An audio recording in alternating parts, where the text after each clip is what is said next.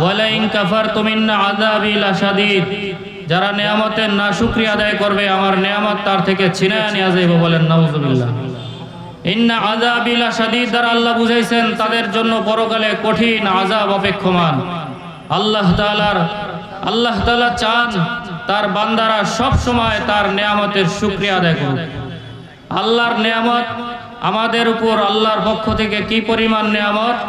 আল্লাহ বলেন ওয়া ইন তাউদ্দু নি'মাতাল্লাহ লা তুহসুহা, আমার পক্ষ থেকে আমি তোমাকে যেই পরিমাণ নিয়ামতের মধ্যে তোমারে ডুবায় রাখছি, বান্দা হে তোমার হায়াতে যদি আমার নিয়ামত গণনা করতে থাকো, গুনতে গুনতে তোমার 100 বছরেরও যদি হায়াত দেওয়া হয়, 1000 বছরেরও হায়াত দেওয়া হয়, তোমার হায়াত খতম হয়ে যাবে, তারপরে আমি আল্লাহর পক্ষ থেকে দেয়া নিয়ামত গুনে শেষ করতে পারবো না। আরো জোরে বলেন সুবহানাল্লাহ। সুতরাং জিকির করি লা ইলাহা ইল্লাল্লাহ, লা ইলাহা ইল্লাল্লাহ, জোরে লা ইলাহা ইল্লাল্লাহ, লা ইলাহা ইল্লাল্লাহ, লা ইলাহা ইল্লাল্লাহ মুহাম্মাদুর রাসূলুল্লাহ সাল্লাল্লাহু আলাইহি ওয়াসাল্লাম। আমরা কার বান্দা? আল্লাহর বান্দা। আর আল্লাহ হলেন আমাদের রব, আল্লাহ হলেন রহমান, আমরা হলাম রহমানের গোলাম। তো রহমানের গোলাম হইতে হলে কিছু গুণ থাকা দরকার আছে। কথা বলেন ঠিক কিনা? শুধু গোলাম দাবি করলেই গোলাম হওয়া যায় না, বরং গোলাম হতে হলে কিছু গুণ থাকা লাগে। কি গুণ থাকা লাগবে? আল্লাহ সুবহানাহু ওয়া তাআলা কালামে হাকিমের মধ্যে বলেন وعباد الرحمن الذين يمشون على الأرض هونا وعباد الرحمن الذين يمشون على الأرض هونا। রহমানের গোলাম যারা, রহমানের গোলাম যখন জমিনের মধ্যে হাঁটে, রহমানের গোলাম খুব বিনয়ের সাথে হাঁটে। বলেন সুবহানাল্লাহ। রহমানের গোলাম এই জমিন দিয়ে যখন চলাচল করবে, হাঁটাহাঁটি করবে, অহংকার করবে না, দিমাগ দেখাবে না, তাকাব্বুরি করবে না, টাকার অহংকার, ক্ষমতার অহংকার, বিল্ডিং এর অহংকার, সৌন্দর্যের অহংকার। কথা বলেন এই ধরনের অহংকার আমাদের মধ্যে আছে না নাই? আল্লাহ তাআলা এই জন্য আগেই সতর্ক করে দিয়েছেন, বলেন ওয়া ইবাদুর রহমানিল্লাযীনা ইয়ামশুনা আলাল আরদি হাওনা। রহমানের গোলাম যারা হবে তারা এই জমিন দিয়া যখন হাঁটবে খুব বিনয়ের সাথে, নম্রতার সাথে হাঁটবে। বলেন সুবহানাল্লাহ। কতিপয় গোলাম আছে যারা খুব অহংকার নিয়ে চলে, এমন অহংকারী গোলাম আছে না নাই?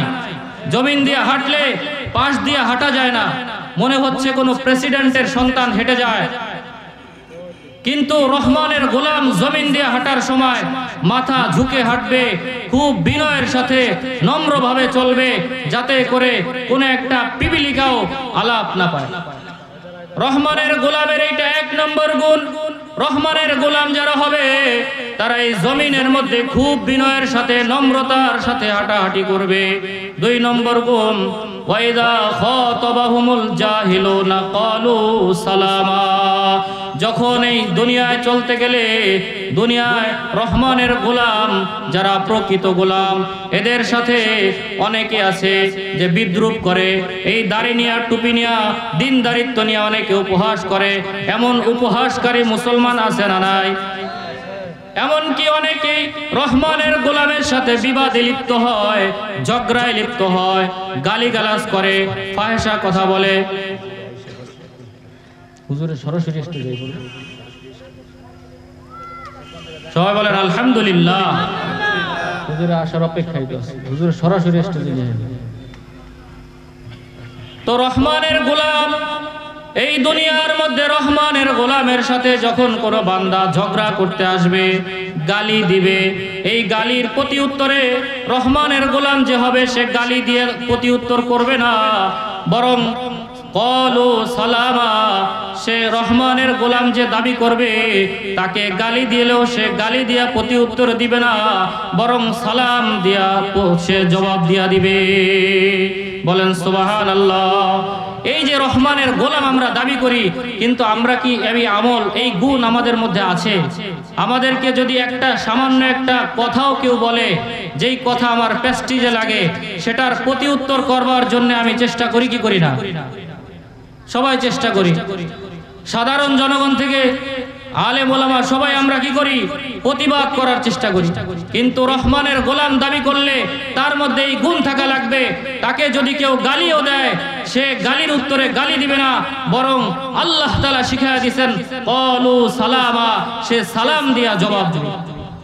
সুবহানাল্লাহ। আল্লাযীনা ইয়াবিতুনা লিরাব্বিহিম সুজদাও ওয়া কিয়ামা, রহমানের গোলাম যে দাবি করবে, রহমানের গোলামের আরেকটা বৈশিষ্ট্য থাকবে, রহমানের গোলামের ঘরটা হবে গোলামের ঘর। কিসের ঘর? কিন্তু আমাদের সমাজের এই যত ঘর বাড়ি আছে, বাসা বাড়ি আছে, আপনি খুঁজে দেখবেন, তালাশ করে দেখবেন, অধিকাংশ ঘর বাড়ি কেমন যেন ঘরগুলা গোলামের ঘর নাই, কেমন যেন একটা হল, সিনেমা হলের ঘর বাড়ি হয়ে গেছে। মুসলমানের ঘরের পাশ দিয়ে হাঁটা যায় না, হাঁটলে তেলাওয়াতের শব্দ পাওয়া যায় না, জিকিরের শব্দ পাওয়া যায় না, নামাজের শব্দ পাওয়া যায় না, মোনাজাতে গুনগুন কান্নার শব্দ পাওয়া যায় না, বরং মুসলমানের ঘরের পাশ দিয়ে হাইটা গেলে মনে হয় যেন এই ঘরটা সিনেমা হল। ধূপ ধূপ করে গান বাজে, সিনেমা বাজে। কথা বলেন ঠিক না ঠিক? অথচ বড় মুসল্লি দাবি করি, বড় আলেম দাবি করি, বড় ইমাম দাবি করি।